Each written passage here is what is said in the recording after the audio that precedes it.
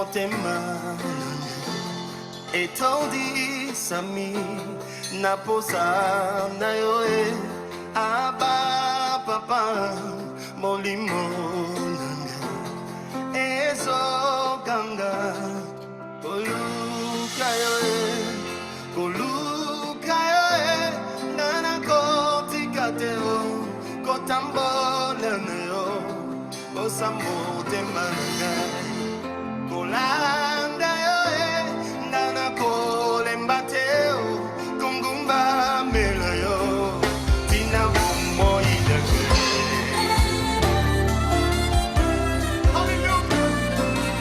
Bien-aimés, nous sommes encore là, comme je vous ai promis que nous allons continuer ce que nous avons vu le mardi passé, un enseignement important pour que nous comprenions comment nous pouvons servir Dieu dans nos églises. Et je vous ai dit que l'église n'est pas l'œuvre du pasteur, ce n'est pas l'œuvre de l'apôtre ou du prophète. Non. C'est Jésus lui-même qui a dit que je bâtirai mon église. Et nous savons que Dieu ne fait pas les choses dans le désordre, parce qu'il n'est pas un Dieu de désordre. Nous avons lu le livre d'Ésaïe 55 où le Seigneur lui-même dit « Mes voix ne sont pas vos voix et mes pensées ne sont pas vos pensées ». Et je vous ai dit le mardi passé qu'il est impossible, je dis bien impossible, de servir Dieu avec nos voix et de servir Dieu avec nos pensées. C'est ainsi que le Seigneur a inspiré la parole pour que nous puissions comprendre la révélation de ses voix et de ses pensées par son esprit. Une fois que nous avons compris la révélation de ses voix, de ses pensées, alors nous pouvons le servir si notre cœur est disposé et disponible à se soumettre à ses voix et à ses pensées. Vous comprenez que même l'apôtre Paul a renoncé à beaucoup de choses après qu'il ait compris ce qu'est les voix et la pensée de Dieu. Il dit, je regarde toutes choses comme une perte à cause de l'excellence de la connaissance de Jésus-Christ, mon Sauveur. C'est la connaissance des voies de Dieu qui ont amené l'apôtre Paul à renoncer à des choses purement charnelles, afin de servir Dieu selon ses voies. Et nous avons lu le livre d'Éphésiens, auquel la parole nous enseigne que Dieu a établi des personnes, pasteurs, apôtres, évangélistes, docteurs,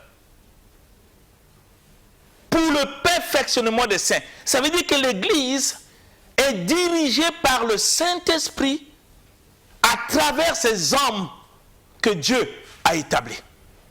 Et c'est ce que nous devons croire.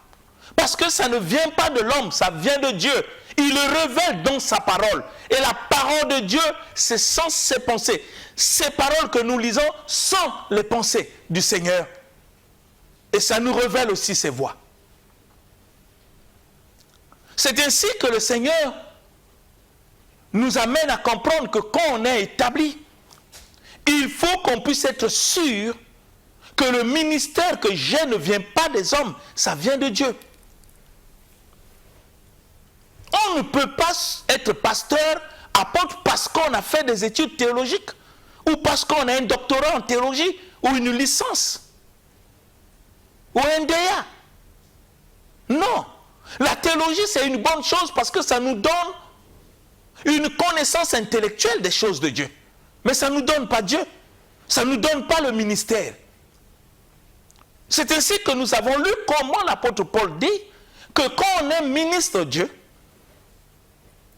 on a des responsabilités de conduire les âmes. Nous devons comprendre la mission que Dieu nous a confiée. Et tant que ministre, pourquoi il nous a donné ces âmes? La parole nous enseigne, c'est pour le perfectionnement. On doit les amener à la perfection, les équiper pour qu'ils soient utiles pour toute bonne œuvre que le Seigneur a préparée d'avance pour que nous puissions les pratiquer. Le but, c'est pour que ces gens ne puissent plus être ballottés par tous tout vent de doctrine. Écoutez bien, quand Dieu dit balloter par tout vent, il y a plusieurs doctrines. Et le mardi passé, je vous ai donné un exemple d'une doctrine qui est en train d'envahir nos églises, le phénomène de lier le diable et les démons. Je le répète, il n'y a aucun passage biblique, aucun verset biblique qui nous demande de lier le diable et les démons. Parce que je vous ai dit que si le diable était liable, il ne devait plus exister, parce que vous ne pouvez pas imaginer à travers le monde combien des églises lient le diable, le brûlent même. Mais il continue toujours à vivre et à faire mal aux gens. Ça veut dire que le diable n'est pas liable. Parce que quand nous allons prendre un verset biblique tel que Dieu dit, ce que lui lit, personne ne peut le délier. Si lier le diable est vrai, parfois on se demande qui le délie. Pour qu'il continue à faire mal aux gens. Ou nous ne comprenons pas la parole, ou nous avons mal interprété le passage que nous lisons. Que Dieu, comme je l'ai dit le mardi, avait dit à Pierre que ce que tu lieras sur la terre sera lié au ciel. Ça, c'est la version seconde de 1910. Mais la version français courant ne parle pas de lier. La version français courant dit ce que tu vas permettre sur la terre sera permis au ciel. C'est exactement ça ce que Dieu a voulu dire à Pierre. Pour le démon, le Seigneur ne nous a jamais enseigné de lier. Il dit, en mon nom, écoutez bien, vous chasserez les démons. Et ce n'est pas n'importe qui est appelé à chasser le démon. Vous comprenez? Même les démons savent lesquels qui ont l'autorité de les chasser. Rappelez-vous de l'histoire de l'apôtre Paul avec ces 7 enfants de Séva, où l'apôtre Paul a chassé le démon. Ils voulaient imiter, ils ont dit, nous vous chassons au nom de Jésus-Christ que l'apôtre Paul prêche. Mais les démons eux-mêmes, bien-aimés, est-ce que vous pouvez imaginer, ce n'est pas un homme, les démons eux-mêmes, ils ont dit à travers le possédé, nous connaissons qui est Jésus et nous savons qui est Paul. Ça veut dire que Paul a reçu mandat et autorité de nous chasser. Mais vous, qui êtes-vous? Donc il faut avoir la bonne conscience de qui tu es dans le Seigneur. Comprendre si vraiment tu es un ministre de Dieu, choisi par Dieu, et que Dieu t'a confié l'évangile. Parce que je vous ai dit le mardi passé, il est impossible qu'un ministre de Dieu qui prêche puisse prêcher les erreurs.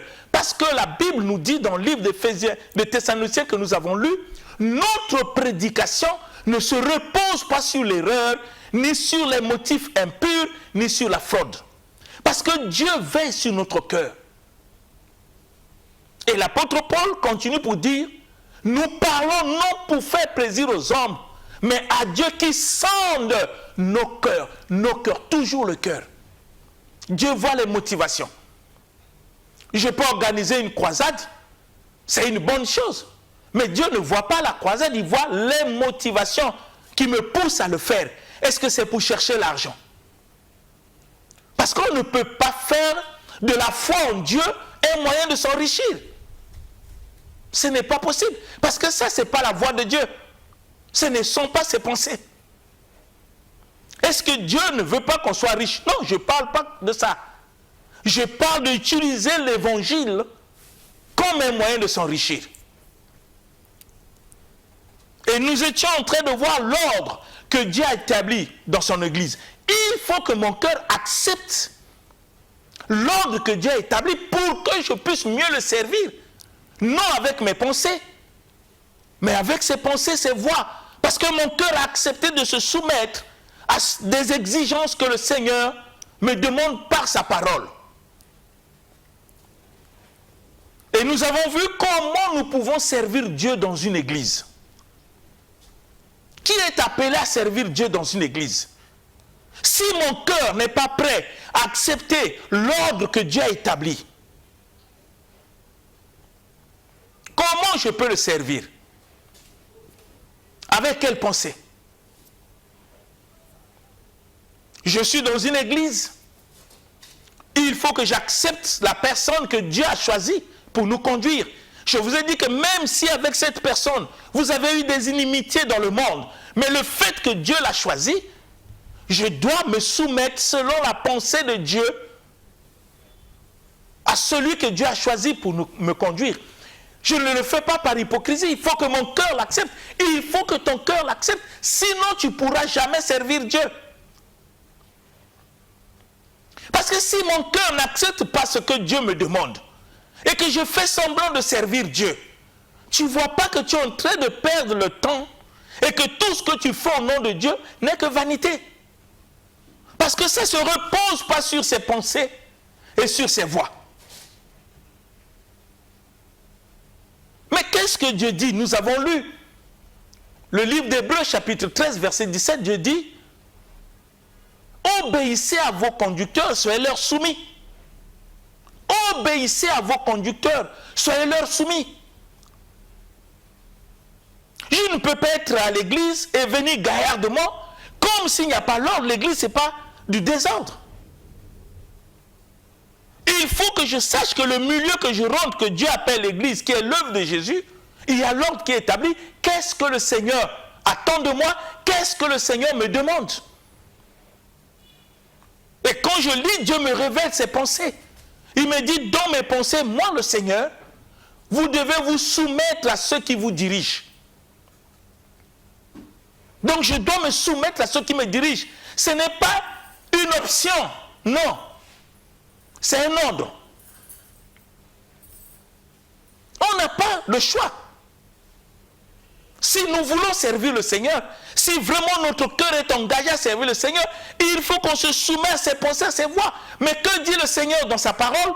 Je dois me soumettre à ceux qui me dirigent. Et je leur dois l'obéissance. Et si nous posons la question à Dieu, qu'est-ce qu'il dit? Il dit, ces gens que j'ai établis veillent sur vos âmes.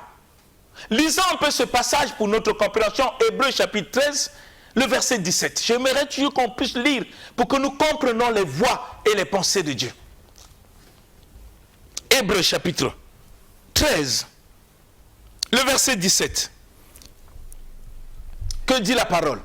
Hébreux chapitre 13 au verset 17, dans la version Louis II, nous lisons notre Seigneur Jésus-Christ. Amen. Obéissez à vos conducteurs et ayez pour eux de la déférence, car ils veillent sur vos âmes comme devant en rendre compte. Qu'il en soit ainsi, afin qu'ils le fassent avec joie et non en gémissant, ce qui vous ne serait d'aucun avantage. Amen. Amen. C'est la parole du Seigneur. Ce n'est pas la parole d'un pasteur ou d'un apôtre bien-aimé. C'est la parole du Seigneur. Que dit le Seigneur? Obéissez à vos conducteurs et ayez pour eux de la déférence, de la soumission, du respect. Je suis appelé chrétien. Je vais à l'église. Est-ce que dans mon cœur, j'ai accepté ce que le Seigneur me dit dans le livre d'Hébreux? Est-ce que j'obéis? Est-ce que j'ai du respect pour ceux qui me dirigent? Est-ce que je me soumets à eux? Est-ce que mon cœur est prêt à le faire?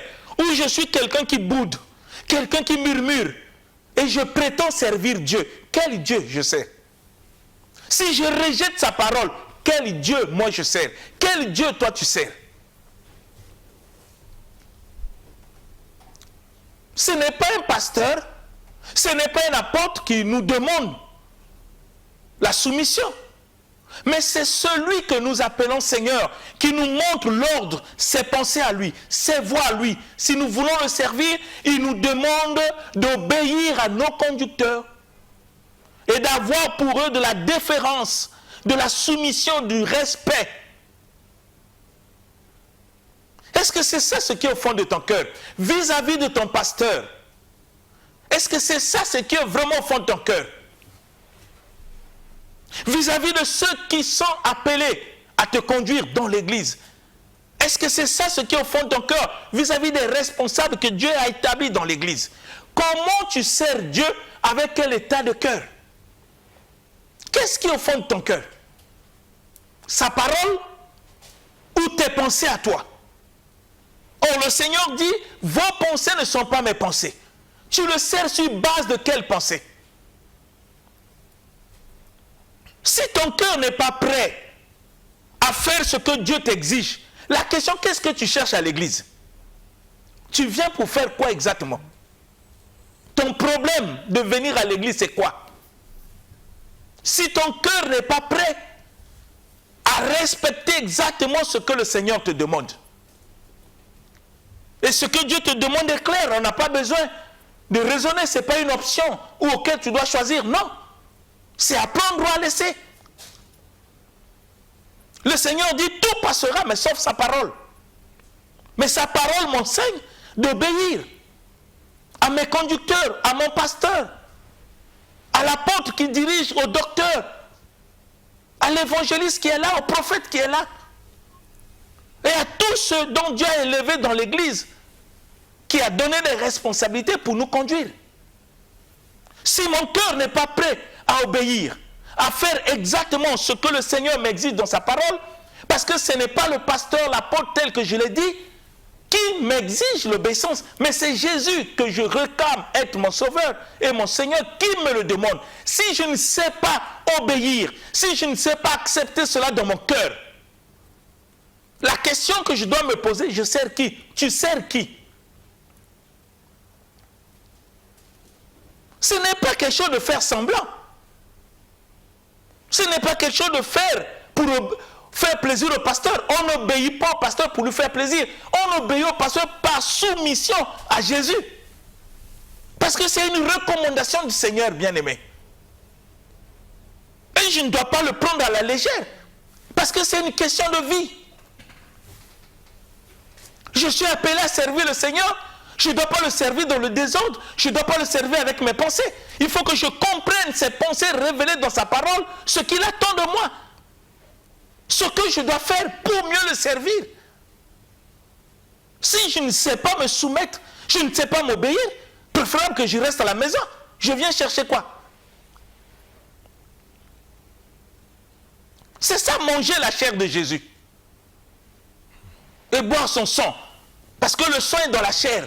Et la chair de Jésus, c'est la parole. On ne vient pas à l'église pour montrer aux gens que tu pries. Dieu n'a pas besoin que tu montres aux gens que tu pries.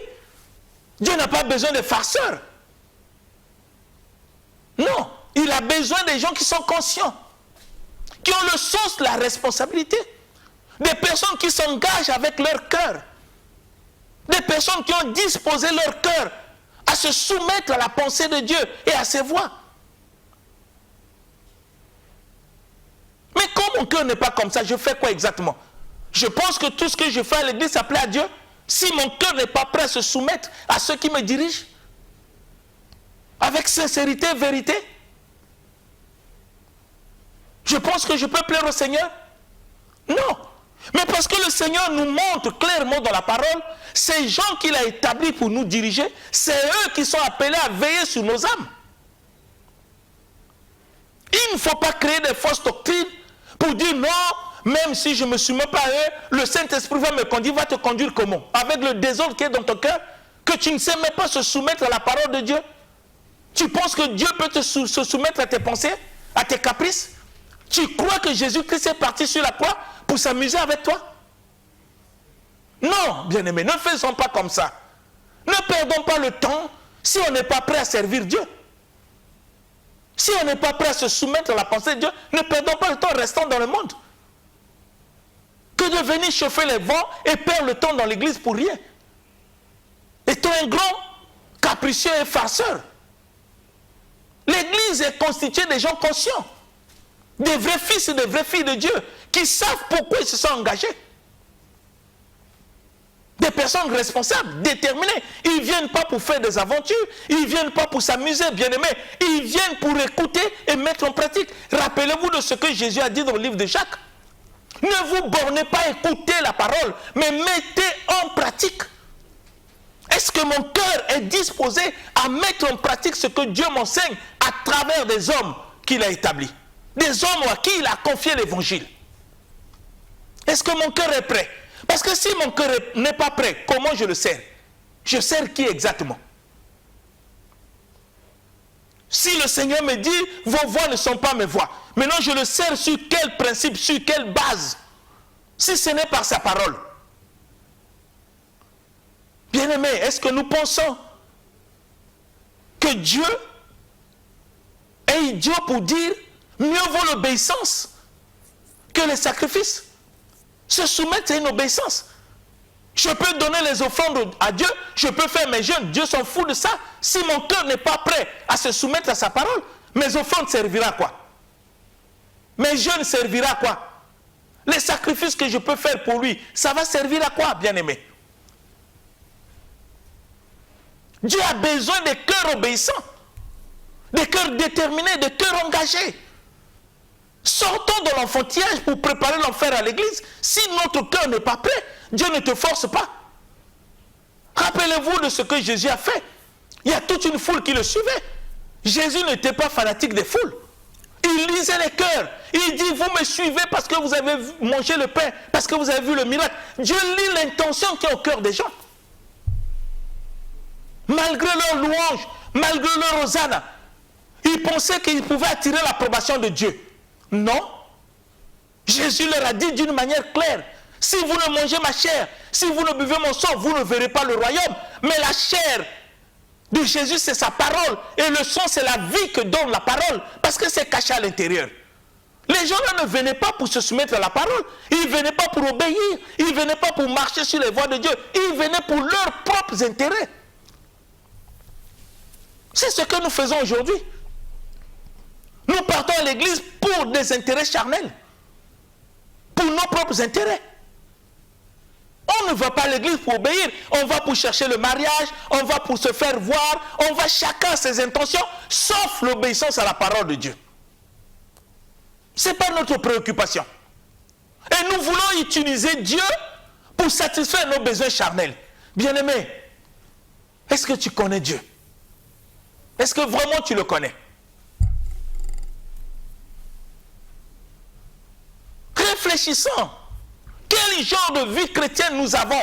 Comment nous le servons dans nos églises? Si la manière dont nous le servons n'est pas basée sur sa parole, nous le servons avec quoi? Avec la chair? Le Seigneur nous montre clairement dans la parole, dans le livre de Galates, que la chair a des désirs contraires à ceux de l'esprit. Et l'esprit en a de contraires, ils sont opposés. Mais comment termine la phrase? Dit, afin que vous ne fassiez point ce que vous voudriez. Mais malheureusement, nous voulons faire ce que nous voulons, sauf ce que Dieu attend de nous. Et on prétend servir Dieu. Est-ce qu'on est sérieux? Est-ce que nous sommes vraiment sérieux? Et c'est un peu de penser à l'œuvre de Jésus sur la croix pour toi. Il a sacrifié sa vie. Tu penses qu'il a sacrifié sa vie pour s'amuser? Je veux que nous réfléchissions, bien-aimés, pour que nous prenions conscience du fait d'être chrétien. Si je ne sais pas me soumettre à ceux qui me dirigent, mais que je reste à la maison. Je ne peux pas faire semblant de venir à l'église quand mon cœur est loin, quand mon cœur n'est pas disposé, disponible à faire ce que le Seigneur me demande. Je fais quoi à l'église? Puisque ces gens que je refuse de se soumettre, Dieu dit, c'est eux qui veillent sur mon âme. Qui veillent sur nos âmes. Mais c'est eux qui nous enseignent la voie de Dieu. C'est ce que la parole nous enseigne. Obéissez à vos conducteurs. Ayez pour eux de la déférence, car ils veillent sur vos âmes comme devant en rendre compte. Ils ont des comptes à rendre à Dieu. L'apôtre Paul disait, il fait tous ses efforts pour nous présenter devant Dieu comme une vierge sans tache. Mais il y a tout un travail qu'il doit faire pour nous amener à la perfection. C'est eux qui veillent sur nos âmes. Pour que nous puissions plus être des enfants ballottés par tout vent de doctrine. Mais malheureusement, nous créons nos propres doctrines. On pense que quand tu vas à la maison, tu jeûnes pendant 21 jours, Dieu va te conduire. Non, il y a des gens que Dieu a établis. Rappelez-vous de Corneille. La Bible dit que Corneille était un homme pieux. Il craignait Dieu. Il faisait des aumônes et des offrandes. Mais il n'était pas sauvé. Pourquoi? Mais parce qu'il n'était pas en contact avec un Éphésien, avec un ministre que Dieu a établi. C'est ainsi que quand l'ange est venu le voir, l'ange lui dit ceci. Dieu s'est souvenu. On voit des gens appelés Pierre. Pierre est qui? C'est pas un Éphésien? Pourquoi Dieu demande à Corneille d'envoyer des gens pour appeler Pierre? Pourquoi le Saint-Esprit n'est pas venu pour l'enseigner? Bien-aimés, comprenons les pensées de Dieu. Ne créons pas des fausses doctrines au détriment des voies et des pensées du Seigneur. Dieu est tellement simple. Il nous révèle les choses simples, mais l'homme est tellement compliqué et il cherche les détours. C'est quand Pierre est arrivé que le salut est rentré dans la maison de Corneille, malgré tout ce qu'il faisait au nom de Dieu. Et la parole s'explique. Il veille sur nos âmes. Nous devons nous soumettre à eux. Et la Bible dit qu'il en soit ainsi. Ça veut dire Amen. Qu'il en soit ainsi veut dire Amen, que c'est comme ça. Il n'y a pas de changement. Qu'il en soit ainsi. Pourquoi? Afin qu'il le fasse avec joie et non en gémissant. Si ta conduite, ton impolitesse vis-à-vis de ceux qui te dirigent commence à affecter leur cœur, le Seigneur dit que ça ne sera pas à ton avantage. Ne pense pas que Dieu sera à tes côtés. Non. Non, bien-aimé. Et ceux qui dirigent ont leur responsabilité d'être des modèles. S'ils ne sont pas des modèles, Dieu lui-même les jugera. Mais moi qui suis fidèle, moi qui suis croyant, je dois me soumettre simplement pour suivre les voies de Dieu. Voilà ce que Dieu dit dans le livre d'Hébreux. Mais puisque la question est tellement importante, nous allons lire aussi le livre de Thessaloniciens. 1 Thessaloniciens chapitre 5. 1 Thessaloniciens chapitre 5. On s'amuse avec les hommes de Dieu, on les critique comme s'ils sont tes amis. Ce n'est pas tes amis. Ce n'est pas tes amis, même si c'est un parent à toi. Même si c'est ton frère de même père, même mère. Mais tu ne dois pas s'amuser avec lui. C'est un homme de Dieu. C'est un serviteur de Dieu. C'est un Éphésien. Tu ne dois pas le prendre comme ton ami, même si c'est ton frère. C'est l'attitude du cœur qui compte. Si tu veux que le Seigneur fasse des grandes choses dans ta vie, il voit ton cœur face à sa parole. Quelle est l'attitude que tu as vis-à-vis de ses serviteurs? Quelle est l'attitude que tu as vis-à-vis de son serviteur? Celui que lui l'a placé pour te conduire. Quelle est l'attitude que tu as? Tu le prends comme qui? Il n'est pas ton ami. Même s'il rit avec toi, ne pense pas que vous êtes des amis. Ne mets jamais de telles pensées dans ton cœur. Ça va suyer ton cœur. N'oublie pas que celui qui rit avec toi, c'est un serviteur de Dieu. Et il y a l'attitude que tu dois avoir vis-à-vis de lui, qui n'est pas recommandée par lui, mais par le Seigneur que tu sers. N'oublie jamais ça. Regardez le livre de Thessaloniciens. 1 Thessaloniciens chapitre 5, versets 12 à 13. 1 Thessaloniciens chapitre 5, du verset 12 au verset 13, nous lisons notre Seigneur Jésus-Christ. Amen. Nous vous prions, frères, d'avoir de la considération pour ceux qui travaillent parmi vous, qui vous dirigent dans le Seigneur et qui vous exhortent. Ayez pour eux beaucoup d'affection à cause de leur œuvre. Soyez en paix entre vous. Amen. Amen. Bien-aimés, vous pensez que Dieu a inspiré la parole pour s'amuser? Ce que Hébreu a dit, Dieu le reprend dans le livre de Thessaloniciens, bien-aimés. Voyez le sérieux du sujet. Je suis fidèle, je viens à l'église, dans mon cœur, il n'y a même pas la valeur de la parole. J'amène mon impolitesse à l'église. Je n'ai pas le respect pour ceux qui me dirigent. Oui, même s'ils ont des défauts. Prie pour eux. Mais laisse que ton cœur vis-à-vis d'eux soit conforme à ce que le Seigneur te recommande. Réfléchissons, bien-aimés. Ton pasteur n'est pas ton ami. Non. Le monde nous apprend. Vous voyez, même ceux du monde sont plus conscients de leur chef que ceux qui se disent chrétiens. Ceux dans le monde. Quand il sait que celui-là est mon chef, c'est mon directeur, c'est mon DG, c'est mon ministre, même si c'était son ami, voyez les gardes du respect qu'ils ont, à cause de l'autorité qu'il incarne, confié par un homme qui peut être le chef de l'État ou un roi. Mais ici, l'autorité de ces hommes n'est pas confiée par un homme. C'est confié par celui qui a créé le monde et qui t'a créé. À plus forte raison, quel respect je dois avoir vis-à-vis de ces personnes. Je ne dois pas me tromper dans des fausses doctrines. Je ne dois pas les voir comme tout le monde. Non, je dois le voir dans l'œil que Dieu les voit. Je dois les voir par rapport aux recommandations que le Seigneur me demande pour que je puisse servir Dieu dans son église. Qu'est-ce que le Seigneur dit ici? Il dit, nous vous prions. Vous voyez, c'est même une parole de supplication pour montrer l'importance de la chose. Nous vous prions, nous vous prions. Ça veut dire qu'on peut remplacer le mot prions, nous vous supplions. C'est tellement important que nous les chrétiens nous ignorons. C'est là où vous trouvez des chrétiens qui s'hasardent en groupe en train de parler mal de leur pasteur, de parler mal de leurs dirigeants. Je me demande, est-ce qu'ils sont conscients? Est-ce qu'ils sont conscients de ce qu'ils sont en train de faire? La grande sœur de Moïse, son aîné, s'est hasardé à parler mal de Moïse. Mais lisez la Bible pour voir la réponse de Dieu. Comment il était frappé par la lèpre blanche. Bien que Moïse était son petit frère. Je parle de Myriam. Si Dieu arrive à frapper Myriam, qui est la grande sœur de Moïse, parce qu'il a parlé mal de Moïse, derrière le dos de Moïse, mais à plus forte raison nous. Quand nous parlons de l'homme de Dieu derrière son dos, en mal, dans des critiques, et quand on le voit, on fait semblant de le respecter. Quelle hypocrisie! Et on prétend servir Dieu. Écoutez, bien-aimés, ce n'est pas possible.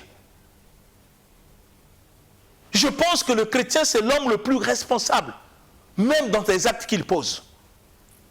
Mais quand on a des chrétiens hypocrites, on se demande si réellement ils viennent à l'église pour préparer le ciel. Ou l'enfer. Ou ils ont compris les choses de Dieu ou ils n'ont pas compris les choses de Dieu.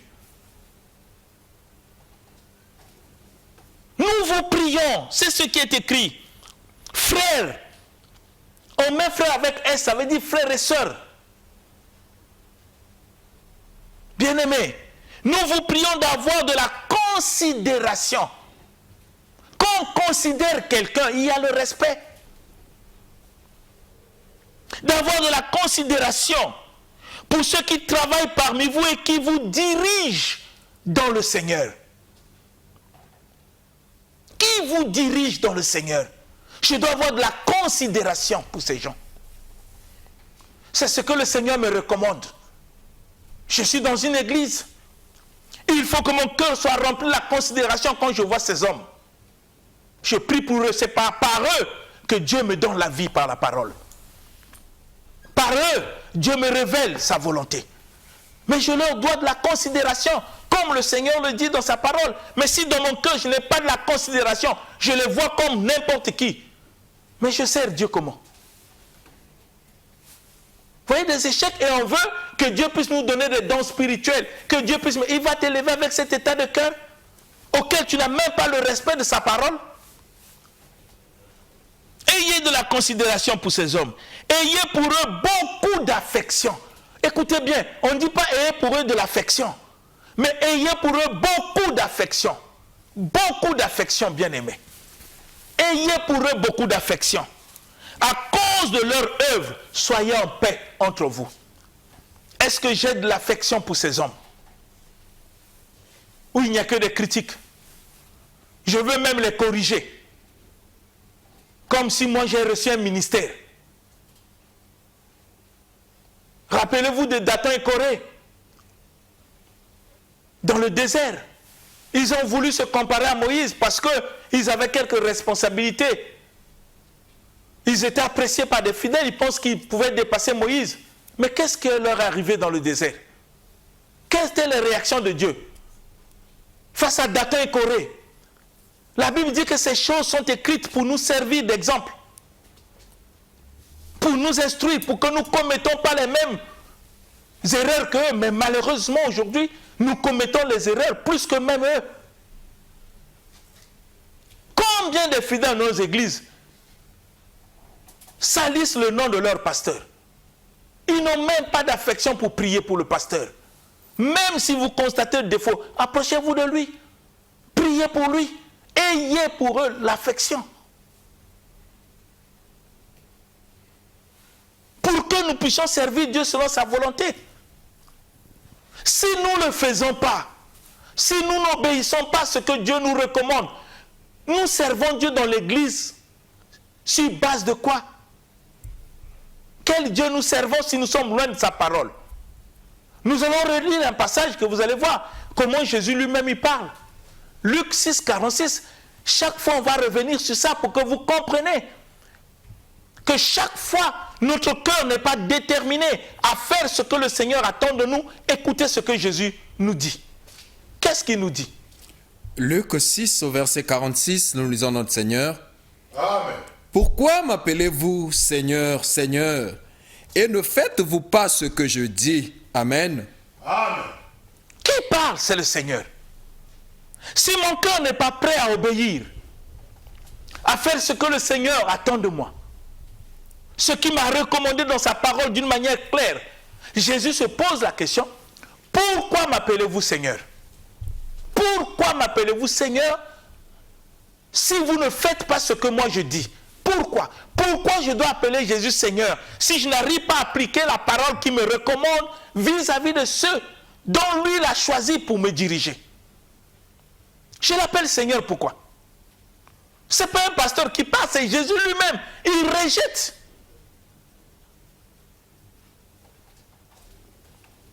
Comment nous le servons? Bien-aimés, j'aimerais qu'on puisse réfléchir. Je vais revenir encore le mardi, nous allons aussi voir la responsabilité qui incombe à des serviteurs de Dieu, qui sont appelés aussi à être un modèle. Chacun a une part de responsabilité, que chacun puisse faire exactement ce que le Seigneur lui recommande. Je suis fidèle dans une église, j'ai des dirigeants, je dois avoir à leur égard ce que le Seigneur me recommande dans sa parole. Ce n'est pas eux qui me le demandent, mais c'est celui que j'appelle Seigneur et Sauveur qui me le demande. Ne pas le faire, Jésus refuse que je puisse l'appeler Seigneur. Il refuse. Il dit, pourquoi tu m'appelles Seigneur si tu n'arrives pas à faire ce que moi je te dis? Je suis ton Seigneur en quoi? Un Seigneur, c'est celui qui conduit ta vie. Devant un Seigneur, on ne discute pas. C'est la notion qui était entre l'esclave et son maître. Où on va prier dans les aventures, où on va prier pour faire plaisir aux gens, où on va prier pour servir Dieu tel qu'il le veut. Et je veux que chacun de nous prenne conscience de cela. Bien-aimés, si nous voulons vraiment servir Dieu selon sa volonté, laissons notre cœur se soumettre à sa parole pour qu'il soit réellement notre Seigneur et Sauveur. Mon frère, ma soeur, toi qui m'écoutes, je veux que l'Esprit continue à parler au fond de ton cœur pour que tu réalises si les voies que tu suis sont vraiment les voies de Dieu. Si tu le sers sur base de sa parole. Sinon, mon frère, ma soeur, tu pourras regretter à la fin des temps. Que le Saint-Esprit continue à te convaincre pour que tu le sers selon sa volonté. C'est au nom de Jésus-Christ que j'ai ainsi demandé. Amen. Amen. L'émission Parole de vie avec le pasteur Lévi Nikwe, chaque mardi à partir de 17h10 sur DRTV International. Papa, motema etondi sami naposa na yo aba papa